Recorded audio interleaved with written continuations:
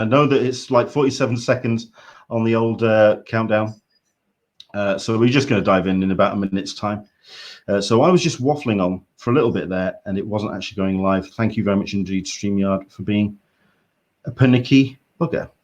But now that we are up and running, hopefully you can jump in, and any comments and any questions that you want to put to everybody, by all means. I am also now making the Facebook video public as well, which means if you want to share that with anybody, you're more than welcome.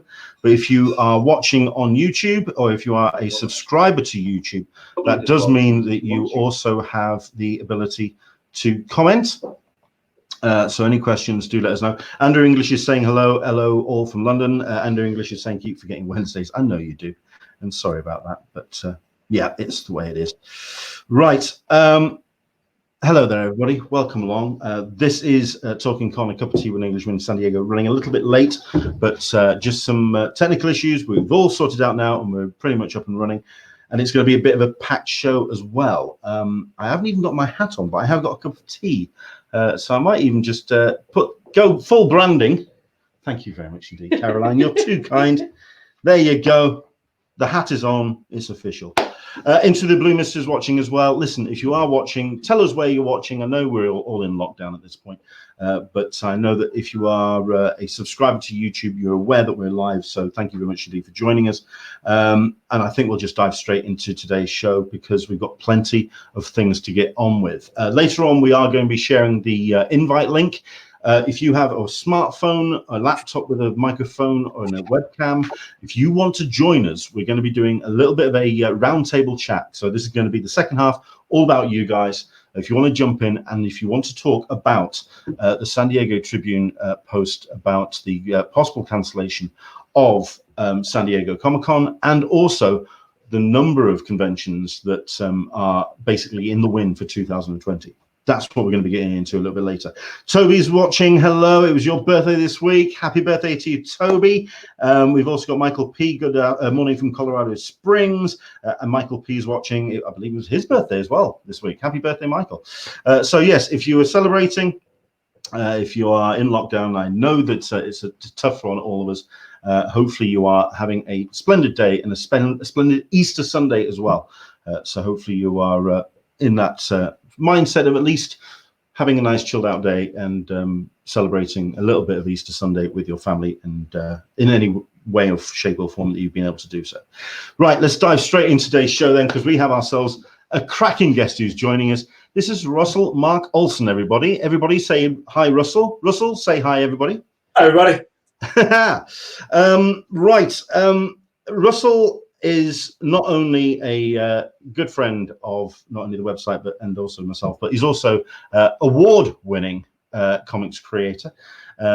Indeed, the one of the first times I got to meet him was when it was the weekend we were able to present him with was it Best New Talent? I mean, yeah, just on my desk here. Yeah. Best New Talent, I believe it says. Yeah, Best New Talent. There we go. Yeah. Yeah. What happened to that award, by the way? Where is that currently? Private. Please so come in the bathroom. No. I'm in my digital studio here. So it's sitting on my desk with my Yancey Street Award, along with Phony Bone and the thing. The thing. Fair enough. So that's over there. Not in the loo. Excellent. The loo's sorry, what was that? The loo's too tiny. I'm in a terraced house in Portsmouth, so everything is kitchens and loos. They're matchbox size. Don't worry about it. Don't worry about it. I mean, I am currently looking at a ironing board.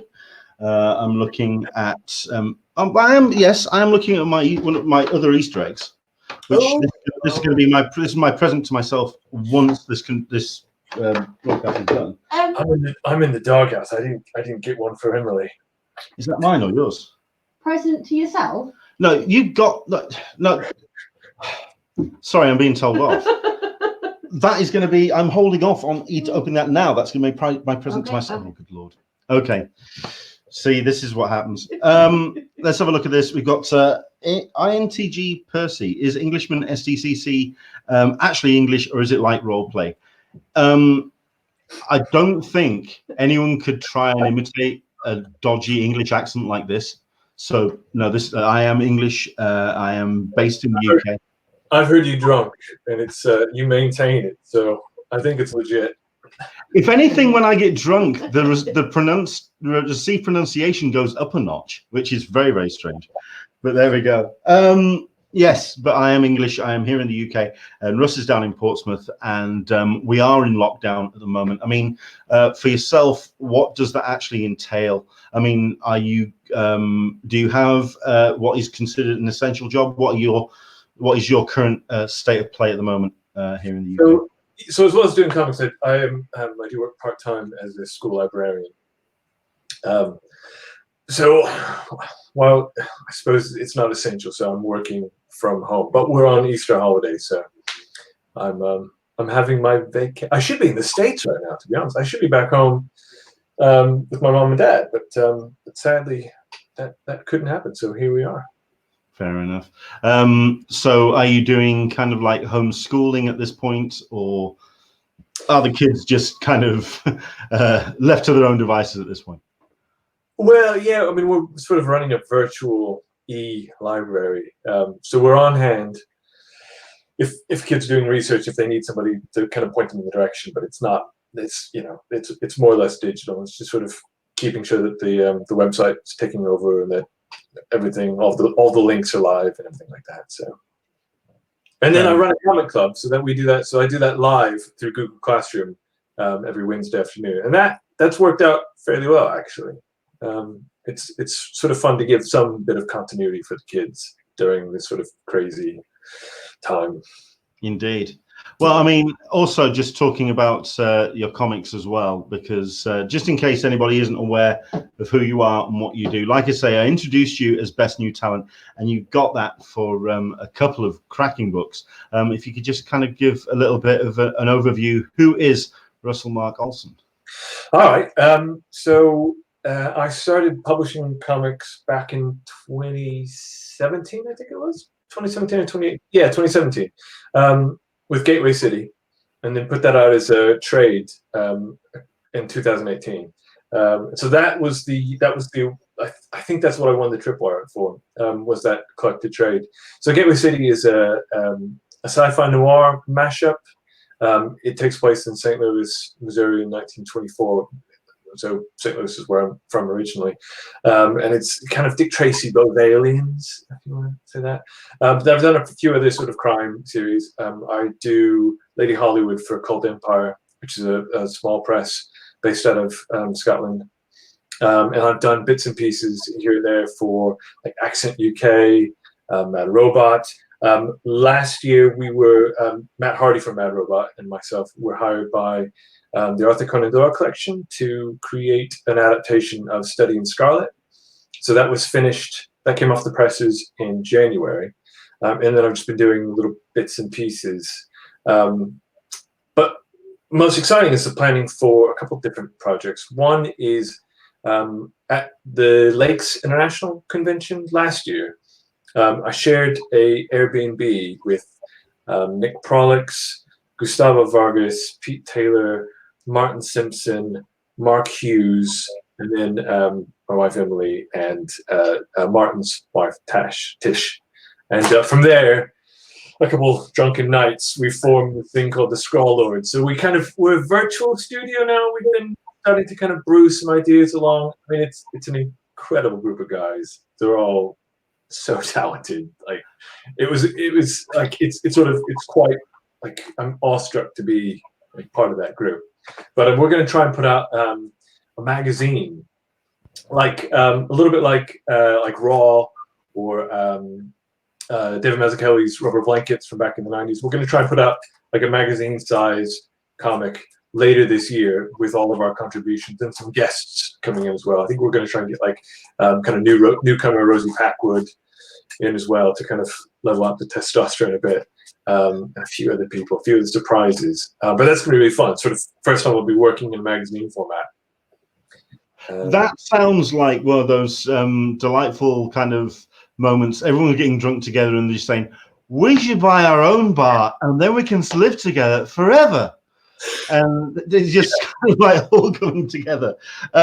It's great that you've all found each other, and I think that's one of the reasons why I wanted to bring you on. It's the same reason why I had Rachel on a show recently. The independent and the small press comics community, certainly here in the UK, it's very strong, it's very close knit, and there's a lot of support and a strong sense of community throughout all the creators.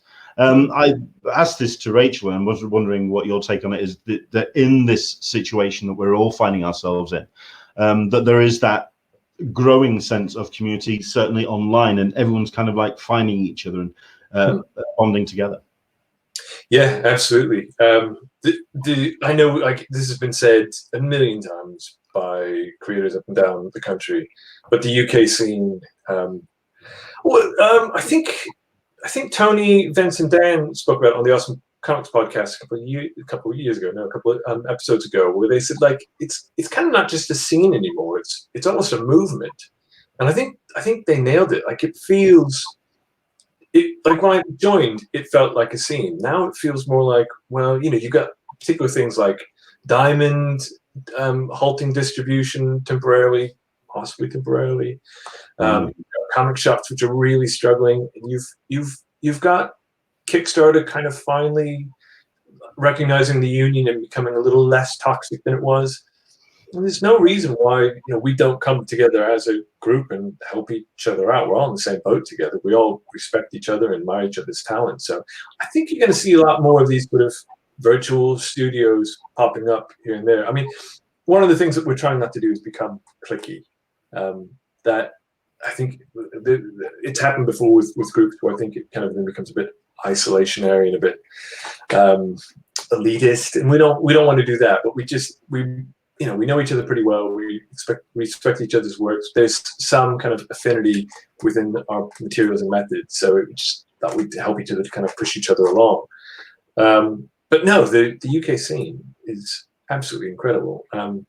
I don't know that I would have had as much success if I stayed back in the States. I feel like it's. I mean, Kickstarter has allowed more independent books to kind of see the light of day, but things like media, which isn't afraid to talk about independent books. So, you know, podcasts like yourselves, or websites like Pipe Dreams or Down the Tubes, or like, you know, new magazines that are popping up, and hopefully now kind of seeing Tripwire back in print. Just when that eventually happens. Yeah, when that eventually happens. Joel, looking at you. Well, I mean, Joel is something that I was going to lead on to, is because Joel is, at the end of the day, now faced with a situation where he feels that with the inability to get books out to an audience that he wants to make the biggest audience he can, it's very difficult in the current climate and current situation to actually get the books printed and get those books out. I mean, one of the reasons why I wanted to talk to you today, and it kind of like bounced off, like I say, the other creators I've spoken to of small press in the previous episodes, is the kind of the crossing of lines that is happening right now. On one hand, you have creators who suddenly find themselves with quite a bit of time on their hands, and those passion projects which have been bubbling up in the back of their head, they now have the ability and the time to kind of focus on that, because there's not a great deal else we can do. So you're going to see a great deal of Kickstarters starting, I suspect, over the course of the next month, 2 months. Yep. But then also there isn't a great deal of money being earned, and we're waiting on any kind of monies to come from the government, or any kind of rebates and whatever. It's the kind of confluence between a lot of projects that could be coming against not a massive amount of money out there to get books, and also at the end of the day, a rather small market. Do you feel it's going to get a little bit crowded, perhaps, over the course of the next couple of months? Yeah. Yeah. Okay. There you go. That was bad interview question. Never do a question where someone can just answer yes. Okay, so I'll try and like extrapolate a bit here. You've got some really great Kickstarters, which are either just about to launch or are currently running. So I'm just thinking of like Lad, Second issue of Lad is up right now. Next, I think, is it like 9 issues, 9 through like 11 for Merrick are up online. So you've got really kind of well-established creators who were, I don't want to say they were ready, they were waiting for this to happen. Obviously they weren't waiting for this to happen, but they had Kickstarters that they were just about ready to launch, and it just so happened that they were launching them now. So you've got people who aren't really having to tighten their belts just yet. They're bored, they're buying things like subscriptions to Disney Plus, but they're also wanting some new content to read. They can't get to local comic shops, so they're gonna start. You're gonna see a lot of really successful Kickstarters. I wouldn't be surprised if a few of these Kickstarters broke some kind of personal records as well as maybe some platform records, just because you've got, like, I don't know about you, but I know I've got my phone next to me almost constantly, and I've got Twitter running through it because that's how I flatten batteries a yeah, lot. yeah. I flatten my phone on a regular basis on a course of the day now. Yeah. So you're constantly then aware of the projects that are popping up because people are retweeting them, sharing them, or you follow those people already. So before you had to kind of be constantly doing your marketing game because you don't know when the kind of peaks and troughs of online usage is. Whereas now everybody's like from America to Australia, everybody's online almost at the same time because we've all got insomnia. we're all trying to figure out like what this new lockdown life looks like. So I think you also then going to have so like there's a couple of projects that I'm starting to kind of think about or have joined, which are looking at Kickstarter, and I think most of if you're paying attention, I think anybody is looking at if you're starting a Kickstarter in July or August, it may be too late. I don't know. That's kind of still what I'm aiming for one project, but I might be better off to just kind of throw a bunch of raw, sketches and script pages and things up right now, and just, hey, does anybody want to take a punt on this? Looking at my track record, would you like to? Or do I wait until I've actually got finished pages that are lettered, colored, edited? Which is always the kind of backbone of a good, successful Kickstarter, when you are not just asking for money to get the project started, but when you've actually kind of got something already in place which you can offer, showing that the project is about to move forward. Yeah, absolutely. I'm also really. Oh, go ahead. I think we are. We're going to find out.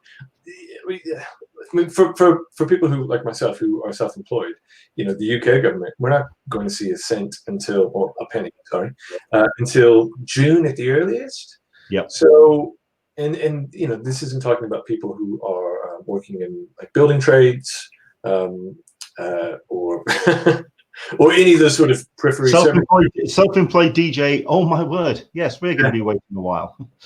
Yeah. So so I think it's going to be really tricky because on one hand, people are going to be desperate for something new to stave off the boredom, but on the other hand, as the months and weeks kind of start to bite into economies and incomes, it's I'm usually fairly optimistic, so I think stuff will still happen, but I think it'll happen on a smaller scale. Sure. I'm actually really surprised that we haven't seen more projects of creators online kind of banding together. Say, for example, somebody who has done a successful Kickstarter, knows how to market it, knows how to put it together, but doing anthology pieces where creators can do 2 or 3 pages and they can kind of keep themselves occupied. They can keep a revenue stream coming in and kind of like banding together. I'm surprised more of those haven't actually happened. I think there will. So 2 things. One is that Scroll Lords magazine that we're talking about.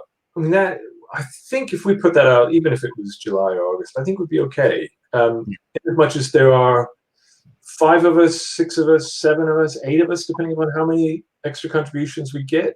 So if you've got 8 people who have a fan base who are sharing that, you may not get your sort of 80% fan base like you would for a normal Kickstarter, but you still might get 60 or 50. And if everybody's getting 60 or 50% of that, then I think those are still viable. And obviously your own overhead is going to be quite a bit lower because you're only talking about 5 to 10 pages.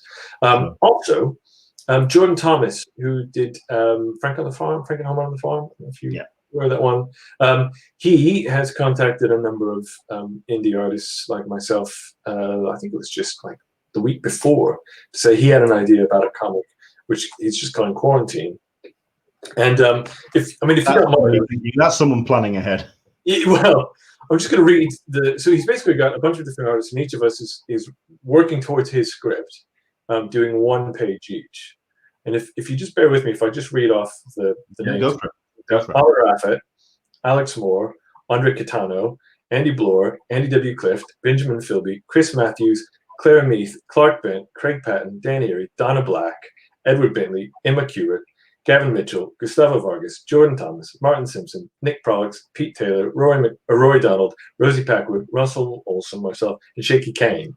So, that's going to be off the hook right there. That's a list and a half, man. Yeah. I mean, anything with Gustavo Vargas involved. I'm sorry, but I'm a fan. I've gone deep. I'm a fan of that particular artist. He is talented. I mean, he at Thought Bubble last year, his name was on a lot of people's lips. So I think Gustavo's got a fairly bright future ahead of him. Absolutely. Yeah. We've got a couple of comments and questions coming in on the Q&A, and we'll dive into this. Yeah, Neil's watching. Hello, Neil Patel. Hello, welcome along. I will say, by the way, this show will be finishing at 5 to 7 because I've got a group video chat with my mum who's stuck at the moment in Fuerteventura, and I'm going to be speaking to. So we'll be finishing bang on the hour. So we'll dive through as much of this as quickly as we possibly can, because we've got a couple of comments that have come in on the chat. Solicitorous Meg, always good with some good strong questions. So let's do this one. This is more on a grander scale, and certainly about the comics industry in general. If Diamond goes under, who do you think steps up as a distributor, or do you think publishers will start self-distributing? We've been talking about this on the show for a good couple of weeks now. It's a big question. Yep. I mean, it's okay. So I think you've got a couple of different factors in play. One is I think you're probably going to find 1,000 retailers who are going to come on and say this is nonsense. But I think a big reason why Diamond has been able to control the market for so long is because they have the catalog. They've got that one consolidated place where you can look at everything that's coming up and you can make your orders right there. You don't have to juggle a bunch of different books. You've got that one thing. And also I think it helps that you can physically look at something. I know that you're still doing a lot of online ordering, but often people are still getting even if they have to print lists off, they can still get a physical list of something that they can go through. I think there's something to that. So, and of course, they've got the distribution network all in place. They've got the trucks, they've got the warehouses. Yeah, absolutely. It's all set up. It's ready to go. This is something that I've spoken with a number of indie creators saying, like, well, how do we kind of unionize? How do we kind of let other retailers know that our books are out there? And a few people like Accent UK have been in Diamond before, but nobody's banging the drum for them. So you've not only got to pay the money to get into Diamond, but you've got to figure out your marketing. So some alternative methods are going to have to come about. How they look, I couldn't really tell you. I've spent a bit of time kind of musing about it and wondering and playing with different models in my mind. But all of it is it all boils down to logistics. Who's got the trucks? Who can ship the stuff out there? I mean, anybody who's either run a Kickstarter or pledged to a Kickstarter, say, who is let's say in the States funding something in the UK or vice versa. You think, oh yes, £5 for a book, $5 for a book. Yeah, no worries. And then you see the £10 shipping fee. You realize that that is a big part of the markup of operating and running not only distribution but running a retailer, running a publisher. So DC and Marvel, probably Image as well, maybe Dark Horse and a few of the other sort of bigger, more established ones, they might be able to buy the trucks and do the distribution themselves. But some of the newer ones, like, it'll just makes things very fragmented, and yeah. And you just, I think the shape of New Comic Book Day would be very awkward. Just all those separate pieces and moving pieces, just kind of keeping them together and spinning all those plates. But I think it's entirely doable. But I think people keep asking, and there's nothing wrong with it because we're all fed up with it. But I think people keep asking creators how to fix this. I think the answer lies with a couple fans who have a bit of capital and have some experience with distribution to actually set something new up. I think we, those of us who are in the market or who are producing books, keep scratching our heads and thinking we've got to be able to figure this out. You think, well, every minute I'm spending trying to figure out this distribution problem is a minute I'm not at the drawing board, which means, well, I don't have a book to put on the truck that I've thought up anyway. But I don't think it's complicated. It's just about providing retailers with a lifeline, showing them that it can be done in a different way, figuring out how to make it slightly easier, and giving them options.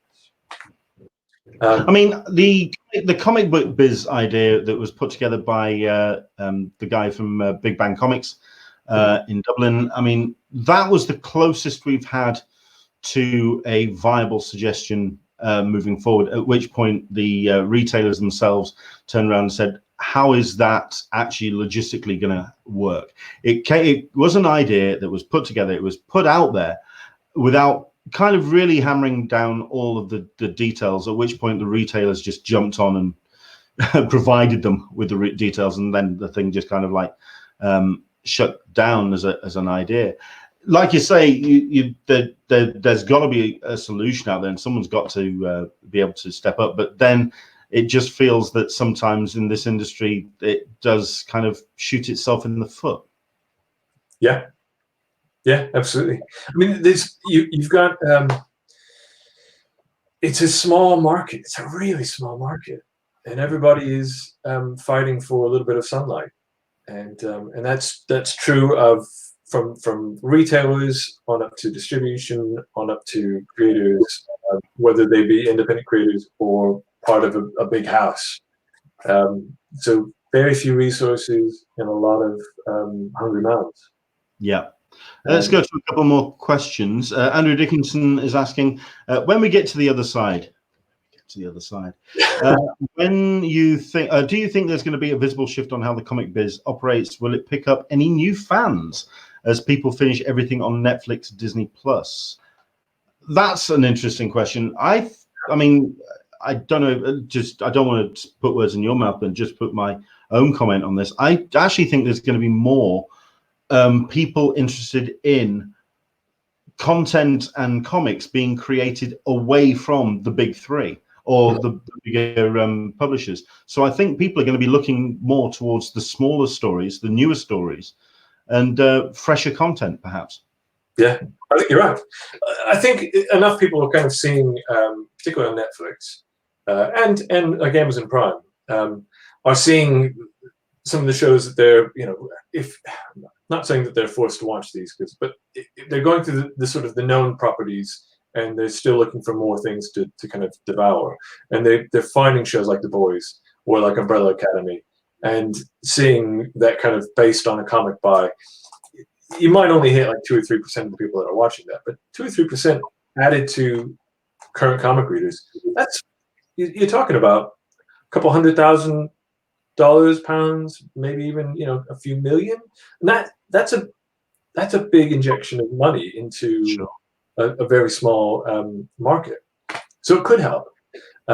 And you've got new players like TKO and Vault, which are doing a brilliant job of marketing and looking at different ways to put their media out there. And you've got with TKO, I think it's interesting that the timing of their launch and their release method is that. I mean, not to be glib, and certainly don't take anything away from this, anyone who's watching, but their timing when it comes to this pandemic was actually quite advantageous to them. That that model of releasing the first couple of issues online, so people could get that taste of a digital comic, and then they could get the whole thing in one go if they liked the look of it. There was the complete run was there and it was available. I thought that was Well, you know, I think a lot of us are trying to do whatever we can right now. That there are so many more eyes looking at social media, of pushing things like, you know, digital tasters of books. You know, Comic House is doing. I think they've just been given like a month free access to their site. So, you know, we're all trying to push people into those streams. So, like, as you're looking for new content, find it here, find it here. You know, the bigger the audience, the wider the church, the better these books are going to be, and the ability for comic shops to come out of this and be able to continue to run and keep their doors open, keep books on shelves, keep customers coming through, keep them happy. It's an interesting question, though. I'd like to say, yeah, I'd like to think that's going to happen. Even if it is, like I said, even if it is only a small percentage, I think it could happen. Sure. I find it also interesting when it comes to Comics House doing that, the 1 month free. You've got Marvel Unlimited. I think they're doing 3 months free on their site at the moment. And then Comixology stick their prices up by 60%. Yeah, they've got fantastic timing on that one. Yeah, well done. Yeah, so there we go. It almost feels like they're just trying to tank it. Yeah, I mean, you've got Andrew English here who's saying, I preferred physical to digital. I would pay for digital if I was able to get physical copy once this all blows over. That was the comics biz model. There was also, I believe it was Declan Shelby who put a comment out there about how this is going to change the comics industry and the distribution model from a creator's standpoint. At the end of the day, they want to get their stories out, so digital is the fastest way to get those stories directly into the eyeballs of readers. At which point, saying, does that mean that print is pretty much dead once this is done? At which point, I think we've had this conversation when DC have turned around and said it's two separate markets completely. Digital is for those people that want to read the stories, fine, but then there's collectors that actually physically want something in their hands. I think that sort of collector's side of the industry means that you comics just in print will be saved by that. It may mean that you have fewer titles going into print. They may be, you know, DC, for example, might still produce however many 40, 50 titles, monthly titles that it puts out, but it may only put out, say, 10 in physical copies and then put the rest into some sort of digital repository. And then as the trade comes out, put them, you know, because I think at the moment they're making more money off of their trades in bookstores than they are from comics and comic shops. I may be wrong, somebody can probably correct me on that, but I think I heard somewhere fairly recently somebody saying that actually the book market is a much better, one, it's cheaper for them, and two, the overhead is better. Sure. Or the profit. I think I saw the same report. I think I saw the same piece you did. You've got Sarita P. Hello, Sarita. Nice to have you along. Could this be the excuse to go digital since it's cheaper? And then you've got Omar Hassan who's saying, is there a way to get people who wouldn't be normally interested in comics hooked and grow the medium across the board?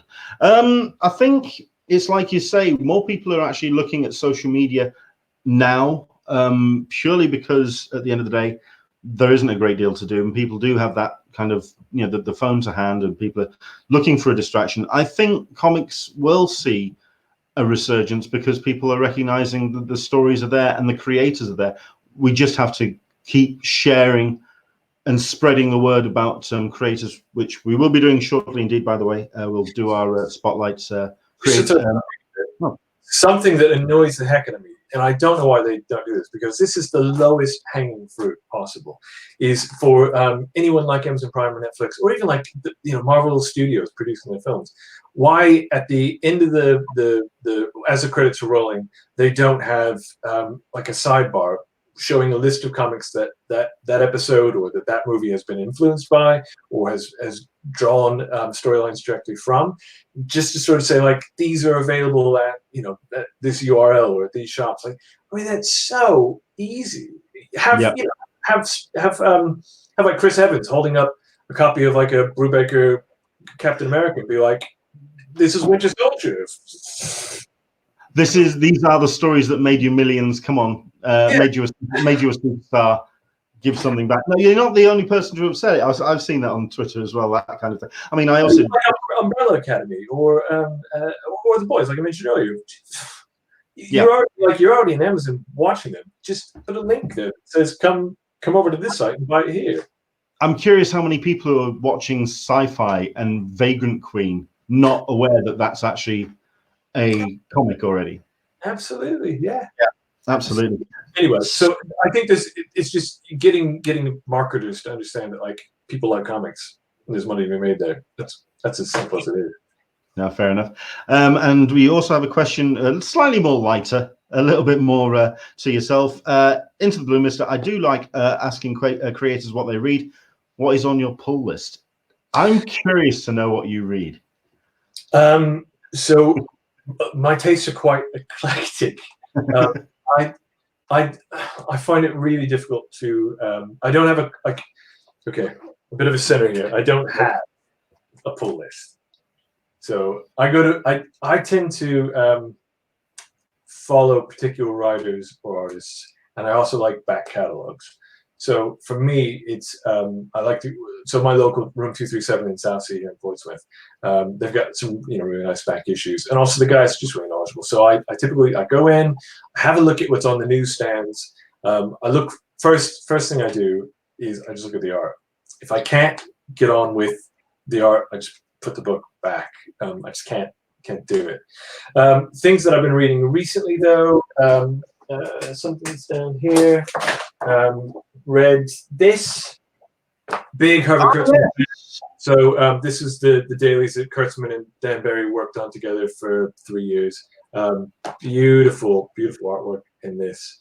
And as big of a Kurtzman fan as I am, I felt that the first kind of couple of months where Dan Barry was writing for himself are a bit more Flash Gordon. Kurtzman kind of brings in a little bit of that moralizing that he does. That's like that he's so well known for, like with his Two-Fisted Tales and the stuff he did for EC. I also just finished again, read this years later that it came out, but just finished this one, Daredevil Back in Black. I really like Charles Soule. I think he's good writer. So those, but like I don't typically follow like a particular hero or a particular story. So I'm not. I don't have any allegiance to like DC or Marvel. I kind of read across the board. The thing you've asked now, I'm going to start looking around now. Hang on 5 seconds, because I can carry on here. Funny Paul, the ones I've been reading, because I've been reading, because Tripwire are running their 100 books you should read during a pandemic or whatever they call it. Yeah. And I suggested Bone. So I've been rereading Bone because I think that's a book that should be picked up. I've been getting back into my Calvin and Hobbes. So I've been reading that. Oh, look, there he goes. What's he got? There you go. It's a magical world. We are Bill Watson fans through and through. Fantastic. I've been rereading White Knight. Again, because I struggled with the first White Knight, and now you've got the sequel as well. I'm trying to get my head around that again, and we've also got because we had her on the show the last couple of episodes. Yes, Rachel Smith. Right. There you go. And I bought my first Quarantine comics as well. So no, I'm showing my support. So I same drill. My reading goes all over the shop. So like things that I immediately buy, like I always immediately buy stuff by like Brubaker and Phillips. Anything that they pull out, I've got it. Anytime they kind of reissue something of like Rocketeer, I've got to have it. And then anytime that they reproduce like any beautiful like Fantagraphics when they do like some like EC comic stuff, I gotta have it. Yeah, I know. I've mentioned this on the show before. The shutdown and the lockdown did mean that my local comic book shop, as it were, which is OK Comics, they shuttered completely because bang in the center of town, right in the middle of an arcade, there's no footfall at all. They're not doing any mail outs, so they closed the doors completely. Sorry. They're not at the moment. He's starting back up, but it's going to be very difficult for him to get anything out, because at the end of the day, it's getting into town because it's non-essential, effectively. However, in that shop somewhere, there is the volume 1 of the Rise and Fall of Trigon Empire, which is killing me that I can't get hold of it, because that was a seminal book when I was growing up. So I've got to get hold of that book. So yeah, it's interesting. Last couple of questions, although Russ seems to have vanished. Oh no, there he is. Hello. Oh, just yeah. Well, don't worry then. We'll make it quick before everything falls apart. We'll just move on. Final couple of questions then, and this is certainly from s07e26 P. This is, how would this affect artists that charge for autographs if the industry would go straight to digital? That's kind of like leading into back to our kind of core conversation here on the show, which is about the conventions and selling artwork that actually exists. What's your thoughts on that?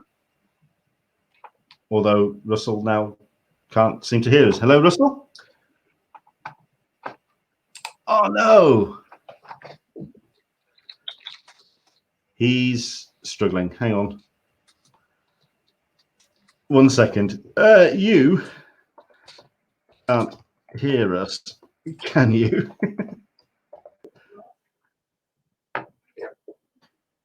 We can see. Okay.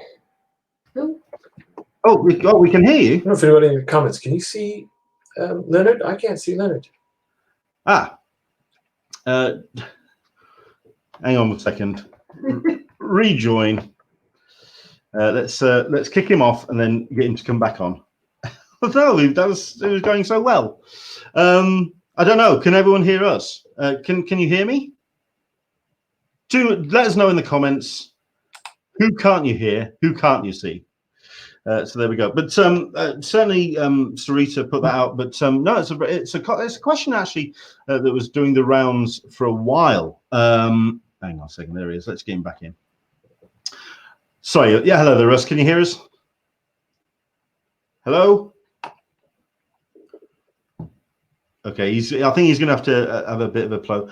YouTube is showing both, and we can hear both. Right. So I don't think he can hear us. That's a shame. But we can hear him. We can hear you. Danbury, I can't see Russ. Can hear you, Leonard? He's come back on. So hopefully Russ will get the audio back on, because we're having a little bit with this issue. Excellent. Okay. Yes, no? I can't hear you, but I can see the comment thread. Have a look on, the settings. Yeah. Oh, dear. Oh, dearie me. 1 second. I'm just going to message Russ again. Just say, we can hear and see you.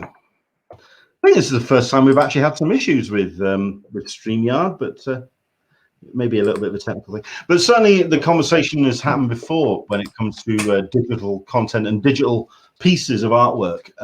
People have been saying, so how on earth can they do that? Artists who actually produce digitally have turned around and said they kind of can make more money that way. They can produce decent quality prints, 10, 15, 20, 30 of these, and make more of a smaller value, but more of them. Original artwork, though, that's something that a lot of people obviously have a lot of investment in. So people would like to see some original artwork, and we'll kind of get onto that very shortly indeed, because there's some incredible original artwork that's been doing the rounds. Okay. He wants you to answer Sarita P. last question. He does. Certainly does. Thank you. What was the last question? Can you hear us? Sorry, then can you repost that question, please? Yeah, sure. It would be this one. Oh no, hang on. Let's go to this one. Yeah. Oh yeah. I don't want to talk over Leonard. I can't hear you, but I would say that I know for a lot of my pals who work digitally, what they will do is print off some of their digital pencils and then ink them, sell those things? As far as autographs go, that's a good question. Maybe people will start going back to having sketchbooks that they take around to cons with them to collect signatures, going back to autograph books. Or they'll keep doing, things like little sketches that they can sell, having a little portfolio of sketches, original sketches that they can sell for, not a whole lot of money. But, it's very potentially going to be an issue, particularly for the collector's market. Sure. Excellent. 1 second. Obviously Russell can't hear us at this point, which is a bit unfortunate. But what I'm going to do is I'm going to type him and say thank you very much for joining us. You for joining us. Tell us where we can find you online. This is where I really should be doing it as a comment, but I don't think I can. If you go to the private chat, let's see if he brings that up. This is really awkward. I can't comment because it's not the way it works, unfortunately. I'm going to just quickly let him know to go to private chat and see if he can. It's awkward, but let's see if he gets the message. Oh, great. Sorry. So you can find me online at Twitter at Russell_M_Olson. That's OLSON. Or on Instagram at Russell Mark Olson, all one word.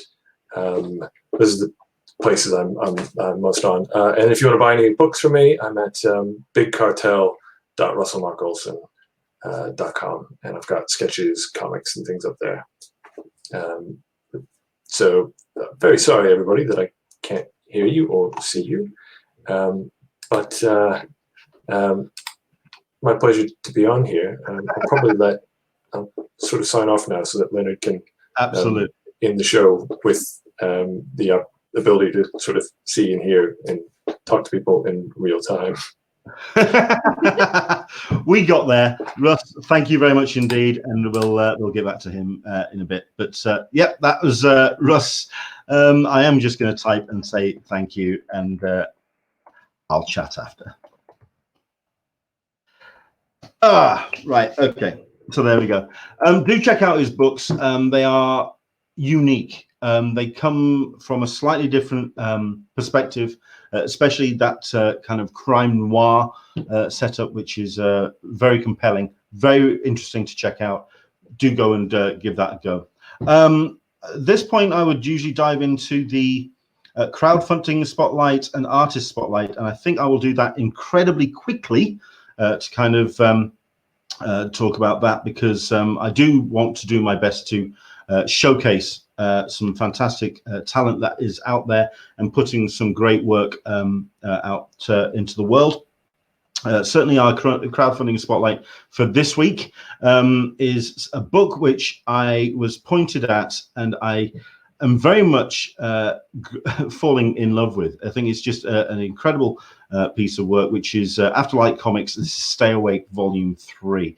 It's currently running on Kickstarter, and I'll bring the Kickstarter page up at the moment. It has completely blown its goal, to be fair. 16 days to go.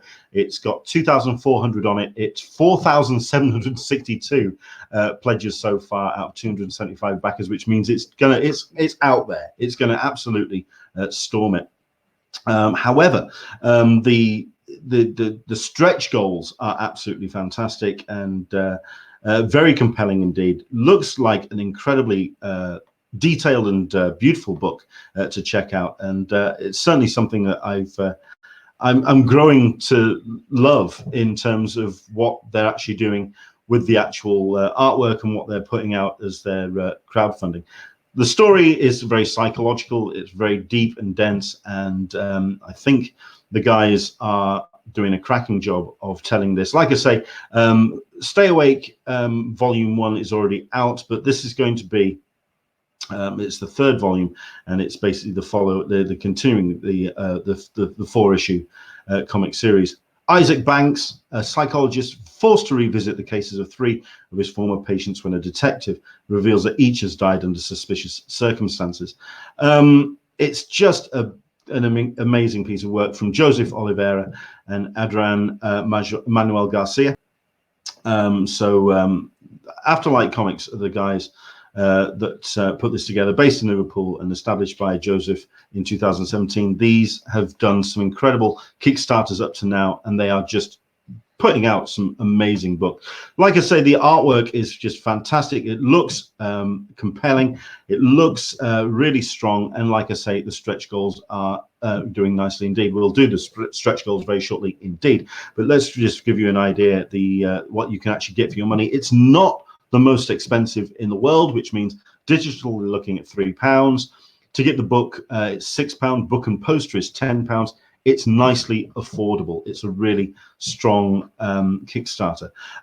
If I just bring the actual Kickstarter onto the screen, so at least you can see this for yourself. Here we go. There we go.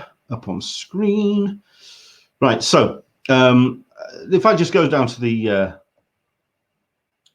stretch goals, and like I say, the rewards are already nicely done. But I mean, when you've got the stretch goals, including a digital horror collection, black and white covers, posters, A4 posters, character concepts, and all of these amazing clown prints. Won't be showing Caroline those, obviously.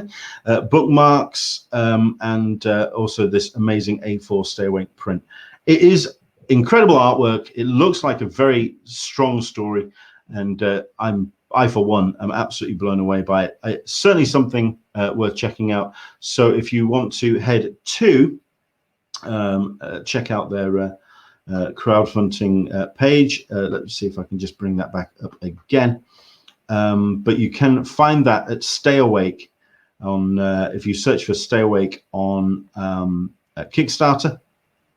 You can also follow them as well on their Twitter, which is twitter.com/Afterlight But you can also find the actual Kickstarter, kickstarter.com/projects/Ghost Island Comic/Stay Awake 1-3, a psychological horror comic series. So if you search for Stay Awake or Ghost Island Comic, that is going to be what shows up on your search. Very, very cool indeed. Well worth checking out. And I think what I'm going to showcase as my artist spotlight, I do want to do my best to showcase artists that are doing incredible work out there when it comes to just keeping themselves occupied and wanting to continue putting artwork out there, even if, say, for example, they're not able to get books published at the moment. They're not able to get, say, for example, people that are publishing for the big 2, big 3, whoever, and at this point they're kind of like stuck in some kind of limbo, which I can understand. Artists that are still putting and still creating work, putting it up online, putting it up on Twitter, Facebook, wherever, absolutely want to showcase those. The one I want to showcase is hardly a new name. It's hardly somebody who you are not aware of, and it is, of course, Mr. Mike Mignola, the creator of Hellboy, the guy who has done some amazing work. I'm just wrapping up now. Good. Wrap up it. I will do when I want to. He's just been putting out some incredible sketches. He's been getting back into that, which has just been, it's blowing me away that he's just gone, I'm kind of loving the idea of just sitting down and diving into doing sketches again. And he's putting like 2 or 3 out a day, and they're just absolutely stunning. They're short, quick pieces. This Mike Mignola, the man, certainly knows how to put pencil to paper, and it's just absolutely beautiful to look at. And he's just been putting down some great characters, certainly ones which are instrumental to his own development. So he's been doing a couple of Harryhausen sketches, a couple of vampire and Dracula kind of stuff. So that very much that gothic horror kind of stuff. But he's also been doing things like strange takes on, well, we've got this really cool Groot sketch which he's done, and also this beautiful Godzilla as well. Absolutely fantastic. He also did a really good version of Tony the Tiger from the Kellogg's boxes. It was very odd looking, but it was Mike Mignola. That's the point. That's what he does. Absolutely fantastic. Do check him out. It's twitter.com/artofmmignola. And I mean, it's just beautiful stuff that you can just see on a daily basis. Like I say, he's doing like 2 or 3 sketches. It's a shame he's not selling them, but I think he's going to talk about doing them as a kind of like a sketch book.